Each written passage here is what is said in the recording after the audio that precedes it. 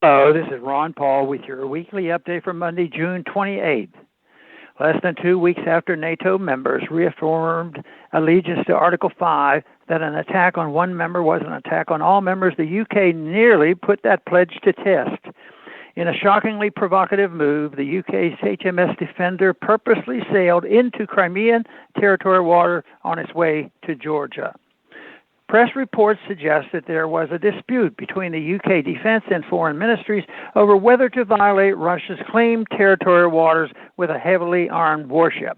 According to reports, Prime Minister Boris Johnson himself jumped in to overrule the more cautious Foreign Office in favor of confrontation. As Johnson later claimed, because the UK and the US does not recognize Russian sovereignty over Crimea, the UK was actually sailing through Ukrainian waters. It was an in-your-face move toward Russia just weeks after the US and NATO were forced to back down from a major clash with Russia in eastern Ukraine. This time, as was the case in eastern Ukraine, the Russians took a different view of the situation.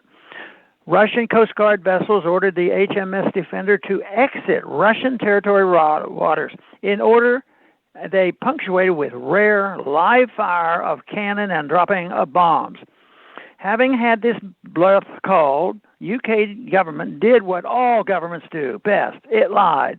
The Russians did not shoot at a UK warship, they claimed. It was a previously scheduled Russian military exercise in the area.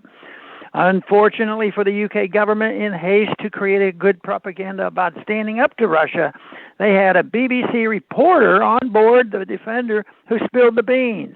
Yes, the Russian military did issue several warnings. Yes, it did buzz the HMS Defender multiple times, and yes, there were shots fired in the Defender's direction. Similarly, in the spring, Russia rapidly deployed 75,000 troops on the border with Ukraine in response to a U.S.-backed Ukrainian military buildup. The message was clear. Russia would no longer sit by as the U.S. government and its allies intervene next door.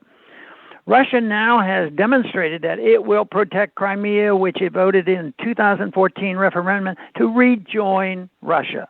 The Crimean vote was triggered by the U.S.-backed coup in Ukraine.